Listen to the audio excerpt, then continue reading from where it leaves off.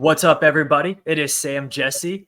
I am here with Billy Ray Mitchell, who is in, if you're wondering where Billy Ray is, you guessed it, Birmingham, Alabama. Just got to his hotel. Can't stay in the same place at once.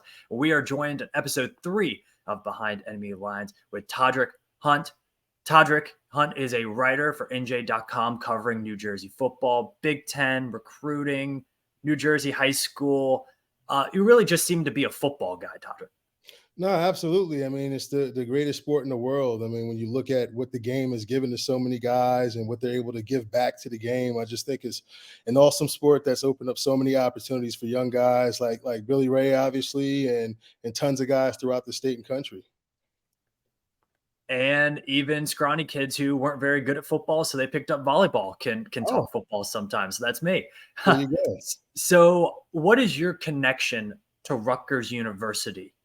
What makes you care about the Scarlet Knights? Well, ultimately, I graduated from Rutgers. I actually graduated from Rutgers Newark, but I took some summer classes in New Brunswick. So there was a connection there. And obviously, just being a football guy, you always paid attention to the FBS program in the state, and that was always Rutgers. And you always wondered, what it would be like if Rutgers could ever put it all together and figure it out.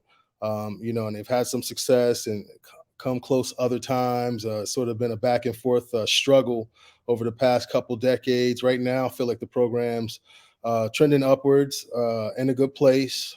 They flipped the roster.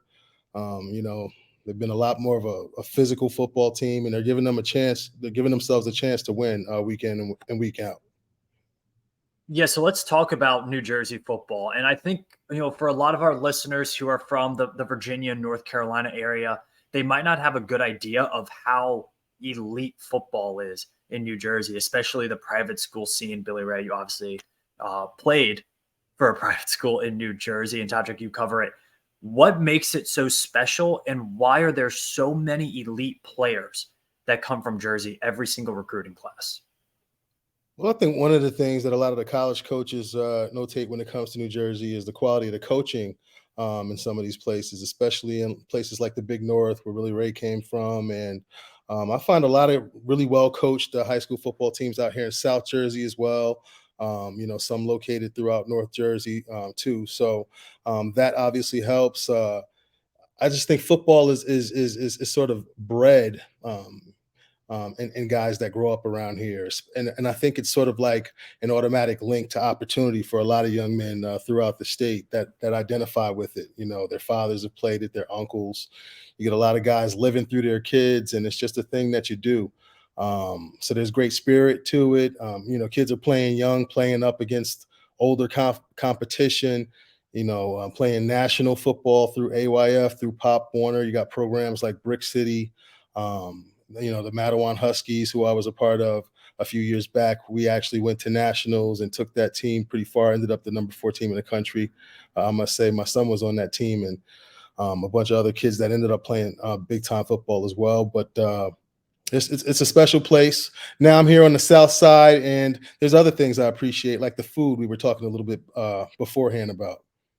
I want to say another thing that I think contributes to it. First of all, if you don't have any idea of what the layout is for New Jersey, one, I think access to training is so important. Of how many gyms there are set up. It's not necessarily that, okay, I'm going to go play football and, that's kind of just a side thing. It's kind of, if you play, I think New Jersey, if you play a sport, a lot of people specialize in just one. If it's wrestling, it's wrestling. If it's baseball, it's baseball. If it's basketball, if it's football.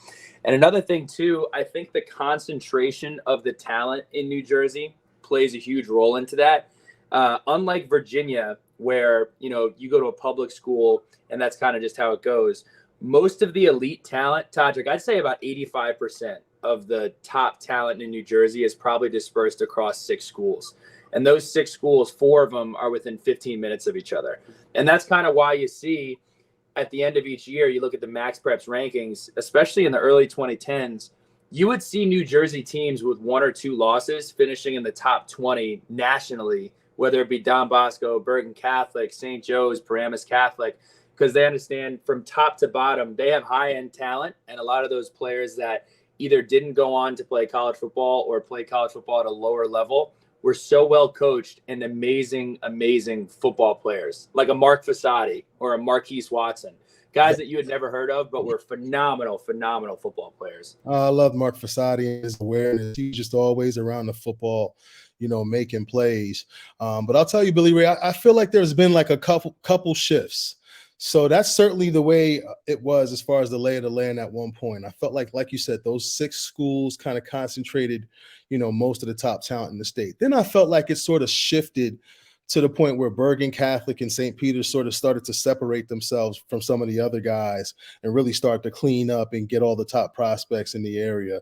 And I felt a bit of a power shift there. But now something even more interesting is happening. A lot of the inner city kids from North Jersey are starting to stay home and also return back home, to some of the programs that they played for through their Pop Warner days, their AYF days, and just staying home with their brothers as opposed to going to a lot of these, a lot of the Catholic schools, which are obviously known for success, but keeping their talent home and giving their hometown teams chances to win championships and do all of those things. And just seeing that there's also an avenue to be able to, get to college through some of these programs as well. I'm not going to act like, that's all of them. There are certain, particular programs that do a better job, for their kids than others, because there are some that, unfortunately, do or have failed their kids. But there are some good ones that do a great job, especially programs like Irvington. It seems like every year they're just pumping out guys. Right now they have my top senior in the state on their roster, and Vabu Toure, who I think is just a magnificent player. But they're one of the programs, definitely doing it right. Yeah, I have right now the 2024 247 database for the top recruits in New Jersey. Just listen to some of these schools for the top 10 guys. We got 2 guys going to Georgia. Gabriel Winovich, the 3rd best recruit in the state, going to Rutgers. Torre, like you said, Penn State. We got a Michigan, Ohio State, Stanford, another 2 Rutgers. Number 13 player in the class, Aiden Lynch, offensive tackle from Flanders, New Jersey, is committed to Virginia Tech. The list goes on. I keep scrolling and I see guys committed to Miami. I've been trying to tell people this, Sam. I've been trying to tell people. Yeah. But I tell you, Sam, we got our own list over here, or should I say my own list. It's called the NJ.com top 50. And we break down guys from all 4 classes, and we sort of blend it all together and break down a list of top recruits throughout the state. And then we also itemize it so you can break it down by class. But certainly the top, 50 is it's tough. Like, you struggle to get guys in. There's so much talent throughout the state. There's so much more than 50 players, even 100, 150 players. I feel like at any one point in time throughout the state, you've got 100 kids throughout the state with at least an FBS offer in the pocket, 100 to 120 kids, maybe peaks up to about 150 kids at one point in time. So considering how small the state is, I think the 2nd smallest state in the world per landmass, although I think one of the most populated states in the country as well, right? Which is where, I think North Jersey, we talk about the programs like Paramus Catholic and in those highly populated areas, right? There's more of a chance that you'll get, great players, right? Because you're dealing with a thicker population at schools which are intentional, about, going out there and, finding the players that help them compete. This is a question for both of you, but little tangent. Virginia Tech has a commit from a player, Tommy Ricard from Hudson, Ohio. That's in Northeast Ohio, where they just live football. And one of the reasons players have been so successful from that area is they kind of have a system from when you're young of everyone plays at the same Pop Warner. You go to the same middle school, you go to the same high school. You're coached all the way through with the same offensive systems, the same defensive systems. You're trained in the weight room. Like, it is a program to create college football players that, quite frankly, we don't have in the Commonwealth. There's a lot of really talented players, but you don't have that system. And from it sounds like from you guys, you do have that system in New Jersey as well. So I think my question is, like, what is it like, 1, going through that system as a young man, and 2, like, how do you think that prepares guys for big time college football? Because a lot of guys, they struggle with the shift from I just play football for fun to this is basically my job. I think it's really interesting. I had a unique experience where, so I showed up to my first day. Todderick, you may not know this. I showed up to my first day of playing football ever at Westwood at the dumps. We used to practice at the dumps. And Chris Partridge was on the field. He was a 28-year-old. He worked at some software company with Greg Rousseau. So I had the same head football coach and offensive coordinator from second grade all the way up until I finished high school. He coached me from second grade all the way up to eighth grade. Then he took the Paramus Catholic job, coached there, went to Ole Miss as a defensive coordinator. Now he's at Michigan.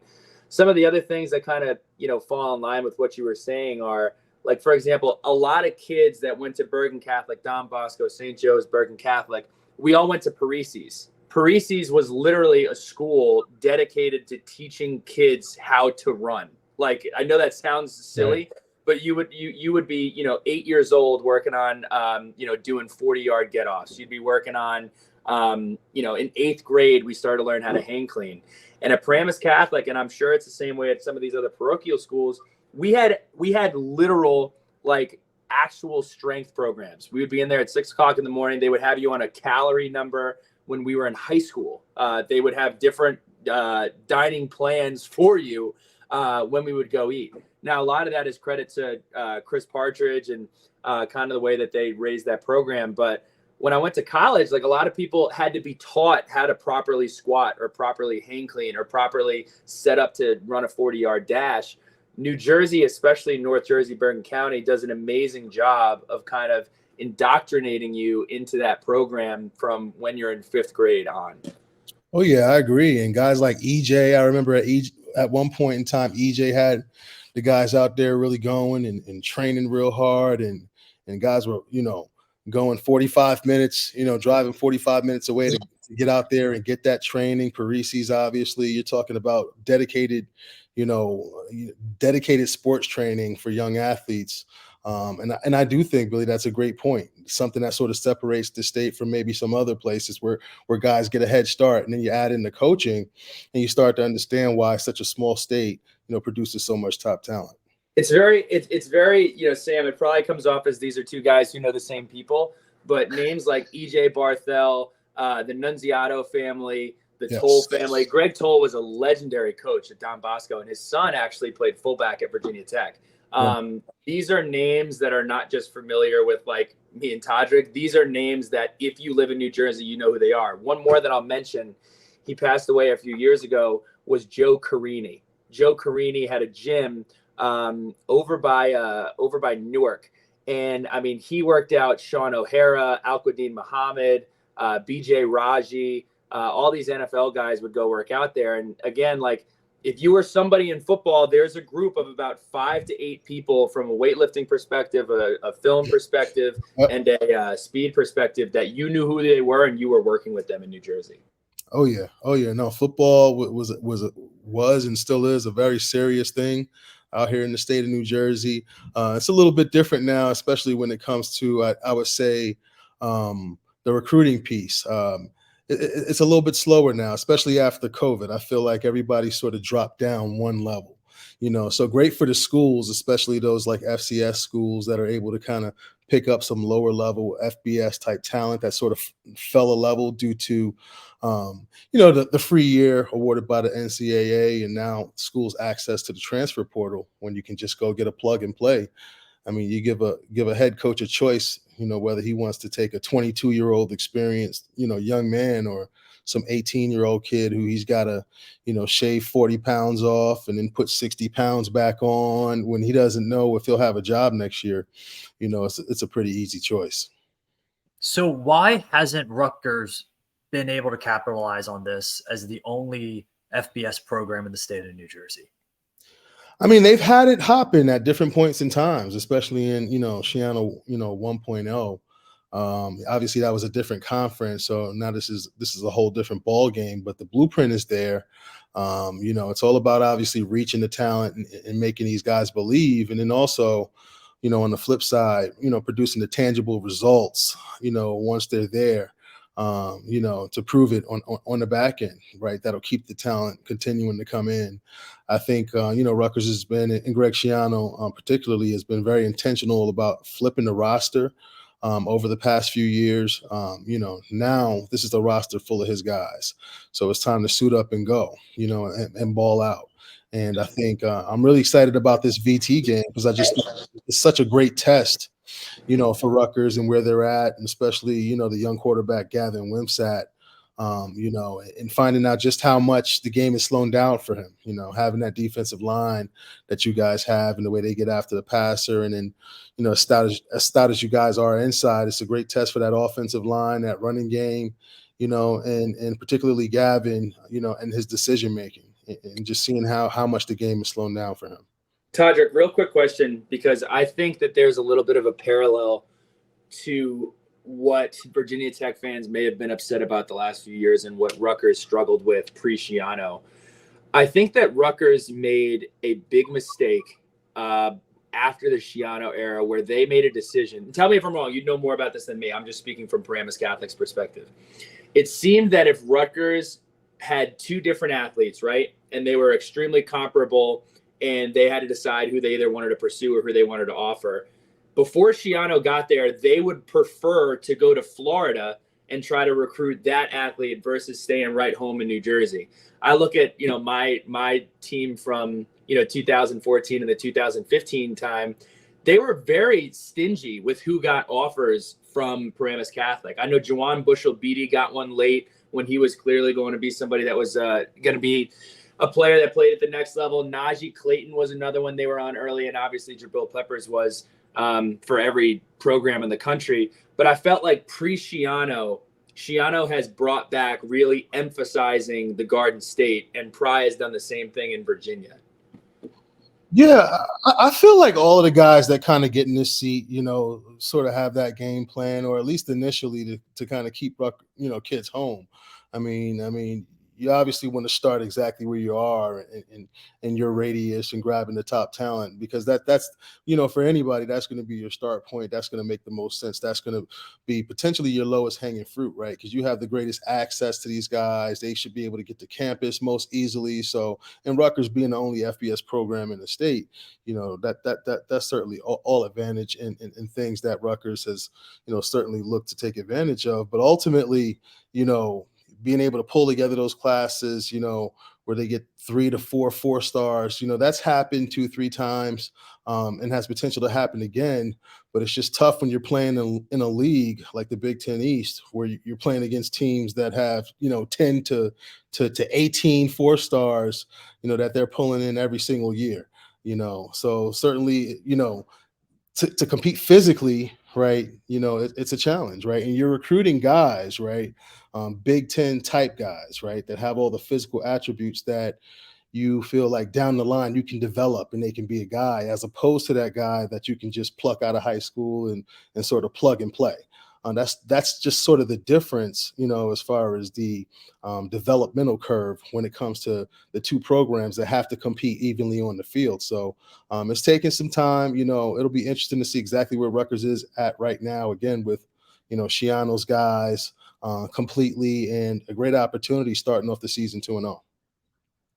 Before we get to some questions about the town of Piscataway and kind of predictions for the game and the rest of the season, say something nice about Rutgers. This is a new segment I'm putting on the show. Game against number 3 Louisville in 2006. You talked about the heyday of Rutgers. It's the best field storm in college football history. Instantaneously, the field is full. So cool. It's the color red. It happens from every angle. It's so fast. It's incredible. It's peak college football. Yeah, no, amazing. I believe back then I was actually working in finance. I remember watching the game at the time I had a 1-bedroom apartment in Perth Amboy, New Jersey. I was sitting there with my now wife. We have 4 kids now. I don't even know if we had 2 kids at the time, but it was just such an exciting time, such an exciting atmosphere watching that game, to the point where as soon as it ended, we got our clothes on and just jetted down to New Brunswick just to party, and we're just, bar hopping and partying with crazy Rutgers fans. And then we were able to return. I believe it was the next year when Rutgers beat South Florida. I think they rise as high as 7th in the country. So remember, these are primetime games, 7th in the country. they had it hopping at one point, and so they have the recipe to potentially do it again, but it's just a different game now with the transfer portal, NIL. So it's certainly some new challenges, but I think one thing Greg Schiano has done is shown his willingness to change with the times. I mean, it's not like coaches really have any choice. I mean, it's you either get down with the program or you lose out on top talent, which means you won't be winning games, which means you won't be there very long. So I think Rutgers has done a nice job adapting with that. And right now they're on a nice little wave, and this VT game will be very, very telling for both programs. Let's talk about your favorite bar in Piscataway. Let's say someone's coming up from Blacksburg, from Richmond, from DC, wherever. Where do they got to go? I'm gonna go with the Olive Branch. Just great atmosphere. Probably the best bar food you'll get in New Brunswick. The owner's a great guy. Really Rutgers friendly. If you want some Rutgers atmosphere, and a lot of students will be in there. It'll be pretty packed on game day, so you may have to wait a little bit. But the food will be good. The atmosphere will be solid. And people will be pretty nice to you. So Olive Branch has always been pretty solid for me and my guys. All right, Olive Branch. Write it down if you're traveling up to Jersey for the game. So Rutgers is, I mean, I guess you could call them the most traditional program because they played the first game against Princeton. What is a Rutgers tradition, history, something that people in the program cherish that people outside the program probably haven't heard of? Okay. There's a lot of things. I mean, I think people get pretty excited about the Scarlet Walk, which is something that was implemented a few years back, where guys load up before the game and sort of give you that pregame experience. There's a lot of old ones, but there's a lot of new things too that I think Rutgers has added. As far as things that'll eventually become traditional, to add some excitement to game day. Like I remember going to a Penn State game. It was like the first or second whiteout game. And, I've been to a ton of Rutgers games covering a program, but I just remember thinking to myself, like, wow, I get it. Because I couldn't understand why a kid from New Jersey would want to leave the state to play football and not stay home. But just popping out for that game, I was just like, wow, I get it. And it was about more than just the football game. It was just overall presentation, atmosphere, and all of that packed into one thing.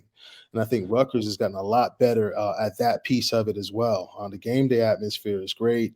The lights and all that carrying on, and the jumbotrons and the music and all of the choreographed, drones and pregame stuff they got going on. I think that eventually will work itself into the fabric of some of their traditions. They got the only ones that I would highlight that people may not know. Well, number one, anytime Rutgers does something good, they have a train horn, which I think is pretty cool. I don't know of another place that does it. And then they got the cannon that's always firing, scaring people half to death. I heard about the cannon because we have a cannon too. So I did hear about the cannon. And then the other two things, number 52 is Eric LeGrand, big time, not just supporter of the program, but someone who played at Rutgers and unfortunately had a neck injury, and has been kind of not a rallying cry, but has been someone that has really rallied around. The Rutgers community has rallied around. He has a whiskey now. Yeah, and just such an inspiration. You talk about the whiskey and all the great things that he's doing in the coffee house. I mean, all the great opportunities that he's had. And, you talk about belief, and the belief that ultimately, he could get back on his feet and, and do tremendous things. And you just pray and continue to hope and believe that technology continues to improve and catch up, as we continue to buy time and he continues to live his life and do great things, to the point where he can get out of that chair. And I believe it'll happen. And I'm excited for that day. He's been such a tremendous inspiration to a lot of people in the Rutgers community and throughout the country. I was there at the game actually, when he was injured, with my wife. And it's just, as a football parent especially, it's one of those moments that really makes you pause and realize that life is a lot bigger than football.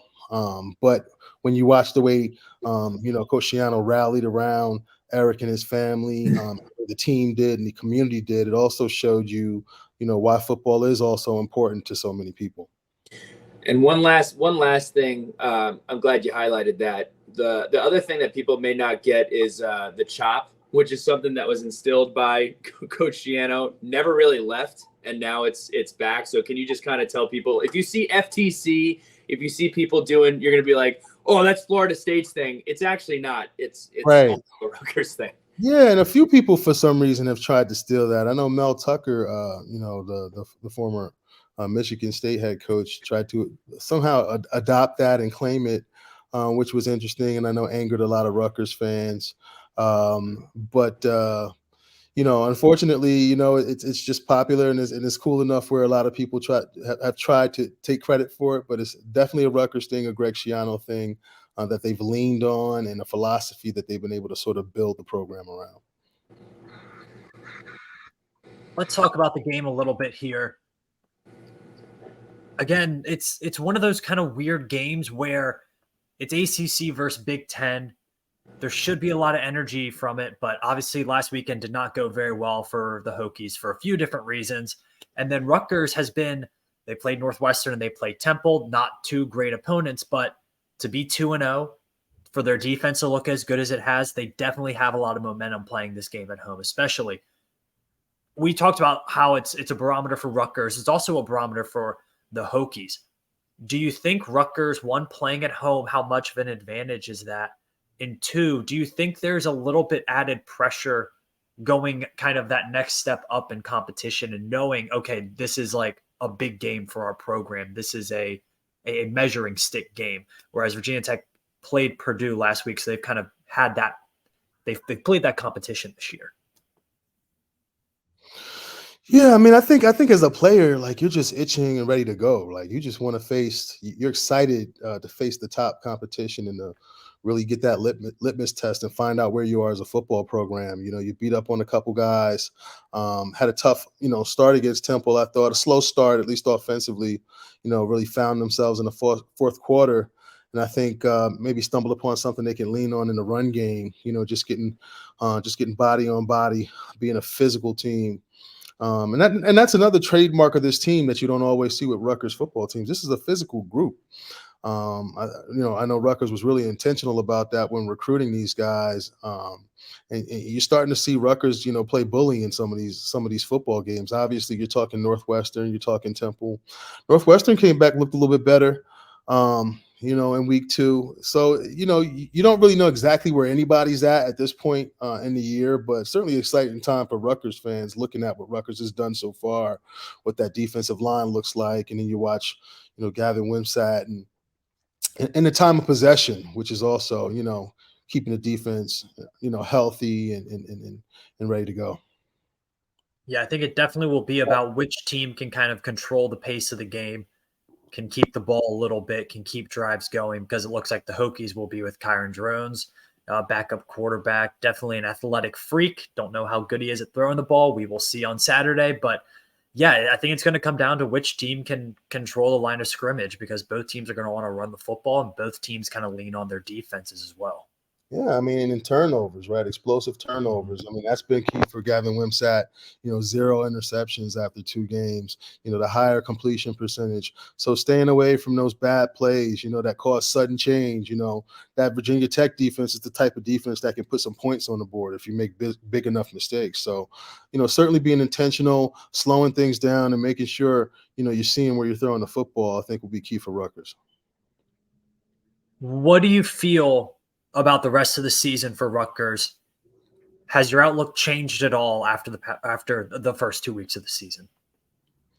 I mean, it certainly has. I mean, you got a lot of bull talk bouncing around. People are, getting excited, just like any fan base would, especially when you've been, starved for so long. You get a little bit of light. You start seeing some light at the end of the tunnel. And maybe it starts feeling like some of those other teams that ultimately had some success. Obviously you take it one game at a time, but it starts to feel like things are building. But like we said, this is the real litmus test game. 2 good teams. I love the matchup. I'm seeing probably a low scoring game, maybe not quite as low as people think. I know Rutgers offensively hasn't shown much. I know people sometimes get frustrated with the 2-man football and running the football. But I think there's, strategy in that and not showing everything you got against Northwestern and Temple. I think that'll factor into, the final score. And what do you think that final score will be? Because I'm going to put you on the spot. Oh, man.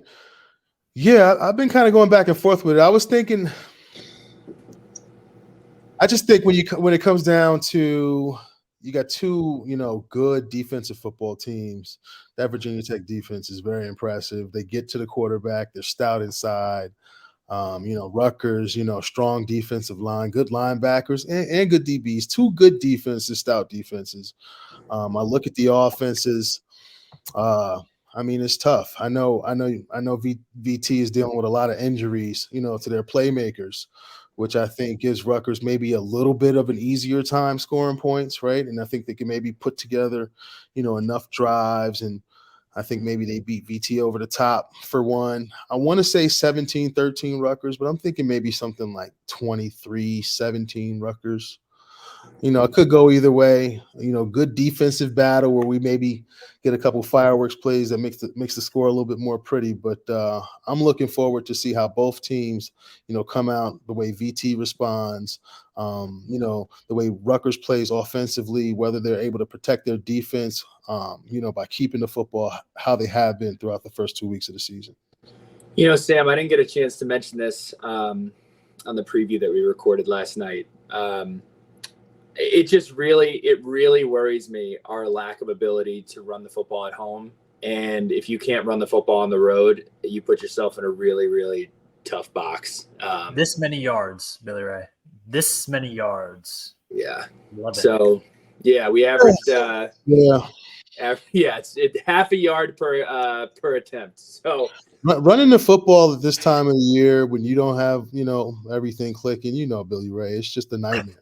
The defense is always ahead of the offense. Mm-hmm. You know what I mean? Those guys are always in those gaps where they're not supposed to be. Mm-hmm.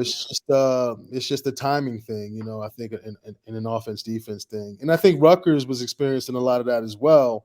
Looked like they worked out some of the kinks in the fourth quarter of that game against Temple. So that's something that we'll be watching closely to see if that carries over. I know they got Tyler Needham, the right tackle's dinged up and may not go. So it'll be interesting to see how the offensive line responds. Definitely going to be a close game, I think. Definitely going to be a low-scoring game. I think if you're the Hokies, you need to create some turnovers. I think turnovers are really what kind of lost them the game against Purdue. 2 Grant Wells interceptions, no turnovers for the Boilermakers, and that just kind of made it too high of a hill to climb for the Hokies in that weather and considering the injuries as well. So I think if the Hokies can win the turnover battle, maybe get a couple long field goals here and there, I don't know. I think they can do it, but it's going to be really, really tough. Not Syracuse, Rutgers. Rutgers is going to be firing on all cylinders. They're going to come out ready to play. So a big, big test for Brent Pry and this staff to get their guys ready to go after a tough week. Billy Ray, I haven't listened to the preview pod yet. That's on tomorrow's docket. What's your prediction? I have to be completely honest. I took a page out of Pat's book. I don't predict the Hokies to lose in September. I went 24-21. I don't feel awesome about it. Again, it just really, really concerns me to go on the road and face. I mean, Todderick, I think one of the most fun things for me are, I said it on the preview pod. My middle linebacker from high school is the defensive line coach for Rutgers, and when I look at Rutgers, yes. When I look at what they do well everything that we do not cover and attack well. They are, quite frankly, the reference I used on the last podcast was, when you go in and it's exactly what the doctor ordered. Right. This is absolutely not what the doctor ordered for Virginia Tech, given their first couple of games. So we'll see. And it goes both ways. That's what makes it such an exciting matchup. I mean, VT's got the medicine for Rutgers too. I mean, they take away exactly what Rutgers wants to do. And make no doubt about it, they're going to heat up Gavin Wimsatt. They're going to test him out. They're going to test his ability to process, his ability to get the football out quickly, the ability to make quick decisions. So that's what I'm excited to see, just his maturation, exactly where he's at after throwing no interceptions in the first 2 games, being that was something that he battled last season. He just reminds me, he gives me, obviously not as good, but he gives me Lynn Bowden vibes, a guy that's not a fantastic thrower of the football, but incredible at making and extending plays. And that is another thing that concerns me is Virginia Tech has been really, really poor at managing, contain, and keeping a quarterback in the pocket. They're getting a lot of pressure, but once the quarterback does break the pocket, there's 15 or 20 yards for him to run. And Old Dominion's quarterback was not a Division I quarterback, and he was running all over the place. So Wimsatt is going to be a whole lot better than what we saw against Old Dominion, and they're going to have to find a way to limit his ability to make big plays in space. And the thing that a lot of people don't know is the thing with Gavin Wimsatt is he was considered more of a pro style guy, a throw first guy, as a 4-star recruit. And one thing that, scouts and evaluators loved about his ability in high school was the deep ball accuracy. So that's something that we haven't seen a ton of yet at Rutgers. We saw a big play to Jaquay Jackson last week, maybe a preview of some things to come. But that's what he was known for. So I've always kind of kept that in my hip pocket, thinking if he ever really gets that back together at the college level, that really opens up things for Rutgers offensively, especially, running the football and, pretty much everything that'll be able to work off each other, sort of after that. He's really worked intentionally on the accuracy piece, leading the football team and doing all the right things you're supposed to do, and has had good results throughout the first 2 weeks, but they ain't seen no defense like the Hokies. So I'm excited to see how he responds. I'm excited to see them throw, all tons of coverages at him, changing things, pre-snap, post-snap, and just how he reacts to all of those different things. I'm going to go Hokies 20, Rutgers 17. Okay. Late field goal to win it. But that's about as positive as I can go. Okay. I don't think I can give 3. I don't think I can get 3 touchdowns. We don't know what Kyron Jones looks like. We've only seen him throw against a prevent shell defense. Mm-hmm. And there's just the whole team is kind of still a work in progress. Yeah, we're all pretty much in the same area, competitive football game, mostly defensive. I'm just hoping for a couple fireworks offensively to make things a little more interesting. But I expect this to be a physical football game, and the team that wins this game will have really earned it. You're on mute, Billy Ray. Rookie. The good news, rookie mistake. The good news for Virginia Tech is outside of Ollie Jennings and Nasir Peoples, everybody that is on the injury report as questionable did practice today. Grant Wells practiced today. Jalen Lane practiced today. Gosnell, I believe, was banged up, and Burgos, I believe, was banged up, and they all practiced today. So that's one thing to keep in mind. Oh wow, okay. Think of the positives. I just heard about a lot of Rutgers fans in the collective sigh when they watch that piece of the interview. That's something that guys are not having to see some of those guys and making things a little easier on their defense. Mm-hmm. Well, we hope for health for everyone in orange and maroon and everyone in scarlet and white as well. Todderick, thank you so much. This has been awesome. It's been great to learn about it. I love learning about football from not only different schools, but different regions of the country. So this has been awesome. Where can people find you, your writing, your coverage? Where are you at? Yep. Simply go to nj.com/Rutgers.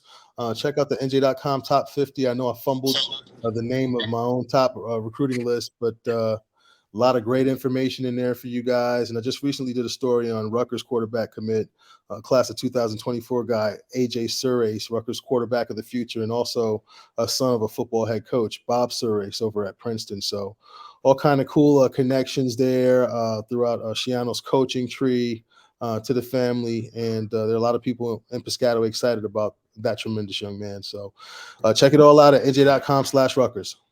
Todderick, make sure you get the Star Ledger to pay for you to come down to Blacksburg next year when you guys play us in Virginia. I think you said you got it when you went to Penn State. We got a pretty cool environment in Virginia Tech too, and hopefully Hopefully we're a little bit better next year.